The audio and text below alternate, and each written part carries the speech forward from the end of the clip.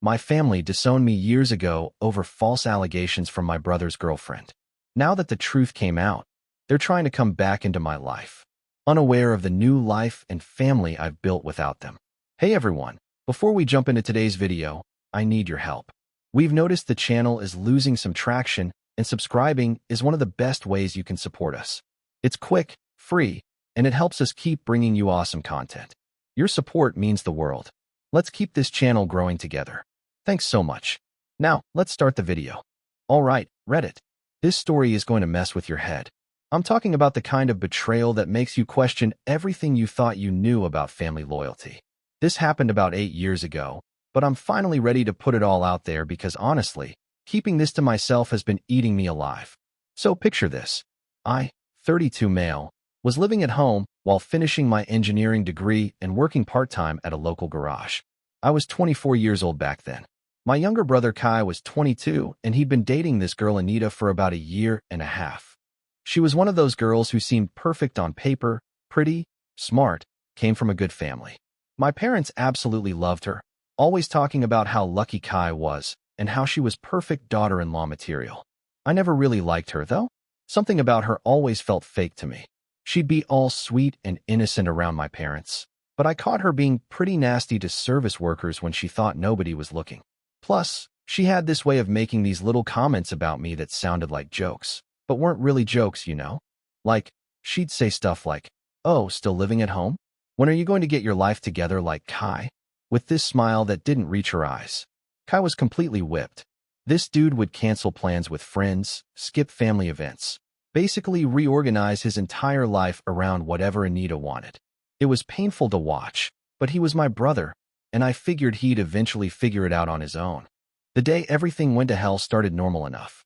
I was supposed to help Kai move some furniture from his apartment to his new place.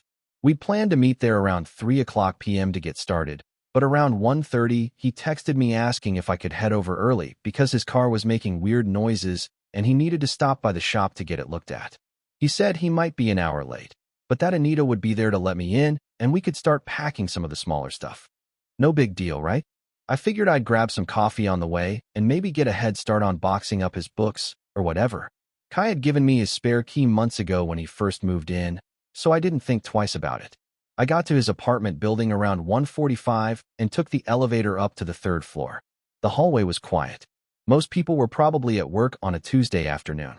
I walked up to Kai's door and was about to knock when I heard voices inside. Figured Anita was maybe on the phone or watching TV. I used my key to unlock the door and stepped inside, calling out, "Hey, it's me," so I wouldn't startle her. That's when I saw them. Anita was pressed up against the wall in Kai's living room with Alan's hands all over her. They were making out like teenagers, completely lost in each other. Alan, my brother's friend since college, the guy who'd been to every birthday party and family barbecue for the past 3 years. "What the hell?" I shouted. They broke apart instantly. Anita's face went from passion to pure panic in about half a second. Alan spun around and went white as a sheet when he saw me standing there. For a moment, nobody said anything. I was furious. "Are you kidding me right now?" I said, looking back and forth between them. In my brother's own apartment. For a moment, nobody said anything. Then Anita started crying. She pushed Alan away and started backing toward the corner of the room, sobbing and saying, "Please don't tell him," over and over. Alan stepped between us with this weird protective stance. "Dude, you need to leave," he said. "Just go." Like I was the one who didn't belong there. "Kai is my brother." "What the hell do you think you're doing, Alan?" That's when Anita really started freaking out. She was hyperventilating, saying things like, "He's going to tell everyone, and Kai will never forgive me." I tried to calm her down, but she just kept getting more hysterical. And Alan kept telling me to leave. Finally, I said, "Screw it," and walked out. I figured I'd call Kai and let him handle it. I drove home thinking about how I was going to break this news to my brother. It was going to destroy him, but he needed to know. The guy deserved better than being played for a fool by someone he trusted. But near the evening, my phone started blowing up with calls from Kai. When I answered, he was screaming at me. "What the hell did you do to Anita?" The conversation with Kai was like something out of a nightmare. He was so angry, I could barely understand what he was saying at first. Apparently, Anita had called him immediately after I left, crying and telling him that I had attacked her at his place. Her story was that she was alone when I had shown up, and while helping with the furniture, I forced myself on her. Alan was backing up her story, claiming he walked into us and he tried to stop me, but I was too strong and that I had threatened both of them. I couldn't believe what I was hearing. Kai, that's completely insane. I caught them making out. She's cheating on you with Alan. Shut up. You're a liar. He said, Anita would never cheat on me. She loves me. You're just jealous because you can't get a girl like her. The jealousy angle hit me hard because it was so ridiculous. I'd never been jealous of Kai's relationship. If anything, I'd felt bad for him because I could see how manipulative she was. I tried to explain what I had actually seen, but Kai wasn't having it. He said Anita was talking to the police. The police. I felt like I was in some alternate reality where nothing made sense. Kai, please. You have to listen to me. I'm your brother. Why would I lie about this? Because you've always hated her. He said, you've never been able to stand seeing me happy. Well, congratulations. You might have just destroyed the best thing that ever happened to me. He hung up on me. I sat there, hands shaking, trying to figure out what just happened. 20 minutes ago, I was worried about telling my brother his girlfriend was cheating. Now, apparently, I was a predator. I drove to my parents' house, went inside, and found them in the kitchen. They already knew. Kai had called them first, and they were both sitting there looking at me like I was a stranger. My mom was crying, and my dad was just staring at me with this expression I'd never seen before. Is it true? My dad asked. Is what true? That I caught Anita cheating, and she's lying about it to cover her tracks. Yeah, that's true. My mom gasped like I had just confessed to murder. How could you do this to your brother? To that sweet girl? I tried to explain what really happened, but they weren't listening any better than Kai had. They had already decided I was guilty. They'd rather believe their son was capable of assault than admit their perfect future daughter-in-law was a cheater. The next few hours were surreal. Kai came home with Anita. She was playing the victim perfectly, crying whenever anyone looked at her, flinching when I entered the room. She'd clearly studied how trauma victims behave and was putting on an Oscar-worthy performance. Kai wouldn't even look at me. When I tried to talk to him, he told me to stay away from his girlfriend. My own brother was treating me like a predator in our own house. The worst part was watching my parents comfort Anita. My mom was making her tea and telling her how brave she was. My dad was patting Kai on the back and telling him what a good man he was for standing by his woman. Meanwhile, I was sitting right there, their actual son, and they were treating me like a monster. Nobody was asking me for my side of the story. Nobody seemed to care that their son and brother might be innocent. They had already made up their minds. That night, Kai cornered me in the hallway outside my room. He was different than I'd ever seen him. Angry in a way that was almost scary. If you ever go near Anita again, I will beat the hell out of you myself, he said. The little brother I taught to throw a football was talking to me like I was his worst enemy. Kai, she's lying. I swear to God she's lying. I caught her cheating, and she's covering it up. He grabbed me by the shirt and slammed me against the wall. My little brother was looking at me like he wanted to kill me. You're going to keep lying even now, he said. Even after what you did to her? You're sick, man. You're really sick. I pushed him off me. Fine, don't believe me. But when you find out the truth, don't come crying to me. The only truth is that my brother is a monster, he said. And I'm never going to forgive you for this. 2 days later, the police showed up at our house with a warrant for my arrest. I knew it was coming. Anita had filed a formal complaint, and Alan was corroborating her story. But actually being handcuffed in front of my neighbors was humiliating beyond words. The detective handling my case was this older guy who clearly thought I was guilty from the start. During the interrogation, he kept asking me things like, did you plan this, or was it a crime of passion? Like he was just trying to get me to confess to something I didn't do. I told him the truth that I had caught Anita cheating, and she was lying to cover it up. But he said that's what guys like me always say. Apparently claiming the victim was lying made me look more guilty. My parents kept asking me if I was sure that's what happened. Like maybe I was confused or afraid to tell the truth. The only person who believed me was my friend Jensen, who said he'd known Anita was sketchy from day one. The investigation dragged on 6 weeks. 6 weeks of my life just suspended while the police interviewed witnesses and collected evidence. The house was like a war zone. Kai and Anita were there constantly, and she was milking the victim role for everything it was worth. She'd have panic attacks whenever I was in the room and would cry to my parents about how traumatized she was. The performance never stopped, even when she thought no one was watching. My parents were completely buying it, too. Kai would sit with her during her episodes and glare at me like I was some kind of animal that needed to be contained. I felt like a ghost haunting my own house. The worst part was nobody wanted to hear my side. Whenever I tried to explain what really happened, they'd shut me down and say I was re-traumatizing the victim. I was guilty until proven innocent. Maybe not even then. My college suspended me pending the outcome of the investigation. My job fired me for conduct unbecoming. Friends stopped calling and returning texts. Word got around our small town quickly, and I couldn't go anywhere without people staring and whispering. Jensen was the only one who stuck by me. He'd come over and hang out, which was awkward, because Kai would leave the room whenever Jensen showed up. Jensen kept saying he knew I was innocent and that the truth would come out eventually. Sometimes I wondered if he was just being loyal or if he actually believed me, but his support was the only thing keeping me sane. After about a month, the detective called me in for another interview. He said they had been investigating Alan's story and found some inconsistencies. Alan had changed his story twice about what exactly he had seen, and his timeline didn't match up with Anita's. When you're lying, it's hard to keep all the details straight, especially under police scrutiny. The detective also told me they had requested Anita's phone records and found some interesting text messages. He wouldn't tell me what they said, but his attitude toward me had definitely changed. He was asking different questions, like whether I had any proof of the affair I claimed to have discovered. For my absolute shitty luck, there were no security cameras around Kai's place. I had no proof except what I saw with my own eyes, which was apparently not enough. 2 weeks later, the charges were dropped. The detective called to tell me that they had found no evidence to support Anita's claims and several pieces of evidence that contradicted her story. They wouldn't be pursuing the case further. The relief I felt was overwhelming, but mixed with anger that it had taken 6 weeks to reach the obvious conclusion. You'd think that would be the end of it, but you'd be wrong. My parents' reaction to the charges being dropped was basically, well, just because they can't prove it doesn't mean it didn't happen. They said they were disappointed in the justice system and that they knew what they believed. It was like they were more invested in being right than in their son being innocent. Kai was even worse. He said dropping the charges didn't prove anything. The mental gymnastics were incredible.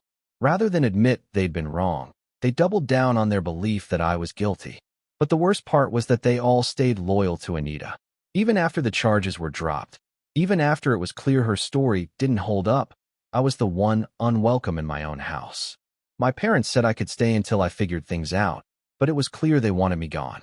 Kai made it obvious that he couldn't stand being in the same room as me. The house that had been my home for 24 years suddenly felt hostile and foreign. The final straw came about 2 weeks after the charges were dropped. I overheard my parents talking about asking me to move out permanently because my presence was upsetting Anita. That night, I packed everything I owned into my car. I left a note saying I was leaving town and not to look for me. I drove straight to Jensen's place and told him I was done. Done with my family. Done with that town. Done with trying to prove my innocence to people who had already decided I was guilty. Jensen tried to talk me out of it, but I was finished fighting. Sometimes you have to know when to walk away, even when walking away means losing everything you thought mattered. I knew even if I fought back, the damage was already done and I had no evidence. I knew I had no place with my family anymore. I headed north with no real plan except to get as far away as possible. Ended up in Montreal because it was the first major city I hit after crossing the border. The first few months were rough. I was living in a tiny studio apartment in a sketchy part of town, working construction jobs that paid cash under the table. My French was garbage, so I mostly worked with other English speakers who were just as desperate for work as I was. The construction crew became like a temporary family. Guys who didn't ask questions about your past and judged you only on whether you could swing a hammer. The hardest part was the isolation. For the first time, I didn't have anyone. No family, no childhood friends, no connections at all. Just me in a foreign country trying to figure out how to rebuild my existence from scratch. Some nights I'd sit eating ramen and wonder if I'd made the biggest mistake of my life. The work was brutal but therapeutic. Building things with my hands cleared my head when everything else was falling apart. I specialized in framing and drywall work that required focus and precision. The physical exhaustion helped me sleep, and the satisfaction of seeing a building come together piece by piece gave me something to be proud of. I changed my name legally after about 6 months. It cost me almost everything I had saved, but I needed to shed that old identity completely. Every time I saw my old name, it reminded me of the past. The new name felt like putting on clean clothes after being covered in mud.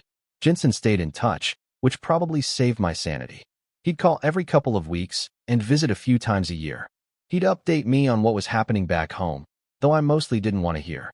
Hearing about my family's life continuing without me was like picking at a scab that wouldn't heal.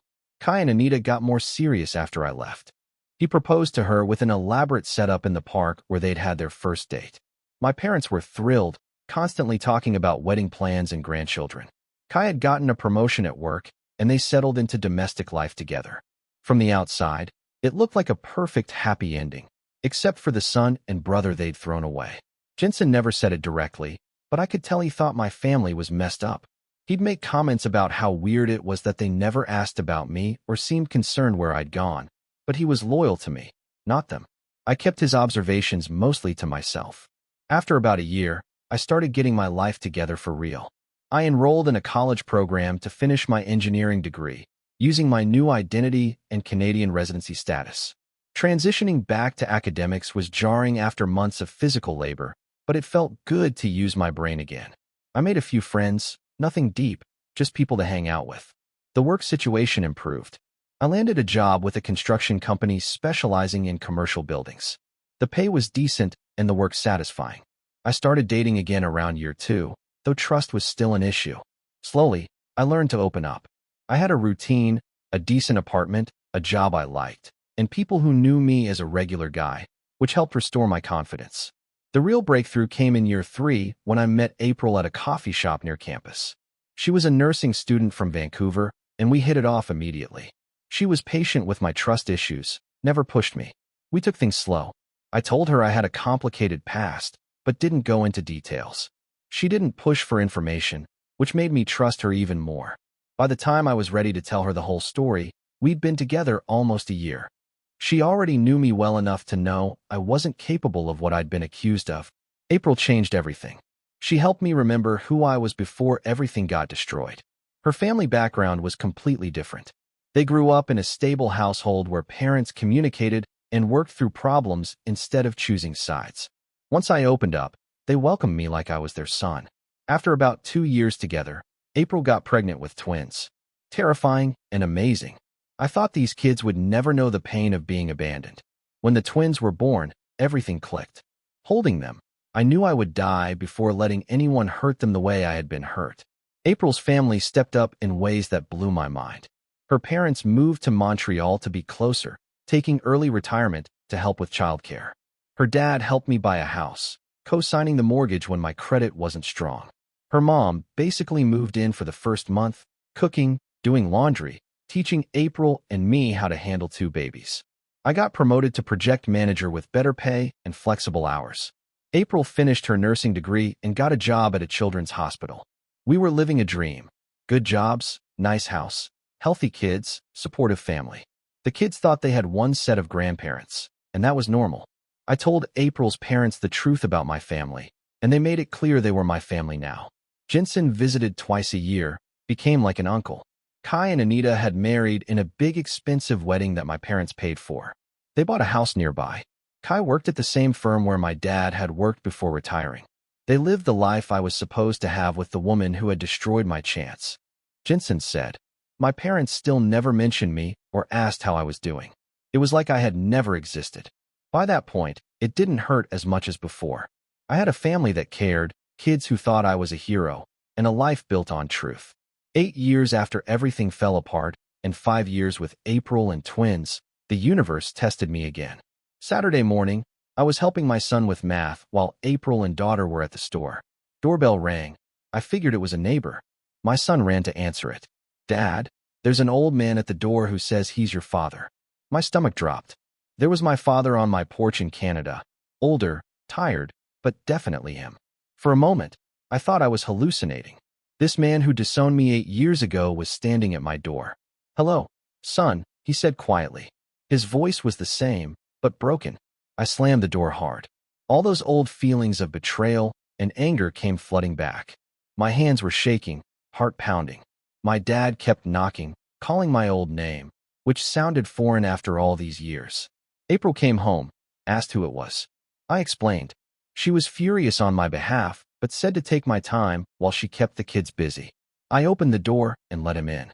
He looked around, taking in family photos, kids' artwork, signs of a happy life. "You've done well for yourself," he said, genuine admiration in his voice. "No thanks to you," I replied. "What do you want?" He sat heavily on the couch, suddenly looking every one of his 73 years. "I need to tell you something. Something we discovered last month." What my father told me was vindicating and infuriating. Kai and Anita's marriage wasn't a fairy tale. 6 months ago, Kai noticed weird behavior, secretive phone use, excuses to go out alone.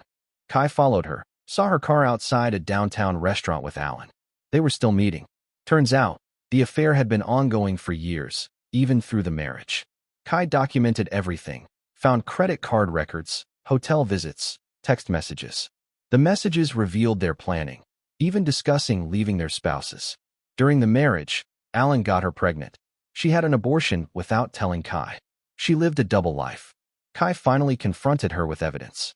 She confessed everything. Pre-Kai affair, continued secret meetings, fabricated assault story to protect herself. My father discovered all this when Kai came for advice about divorce. Kai realized he destroyed the relationship with his brother for a woman who never loved him.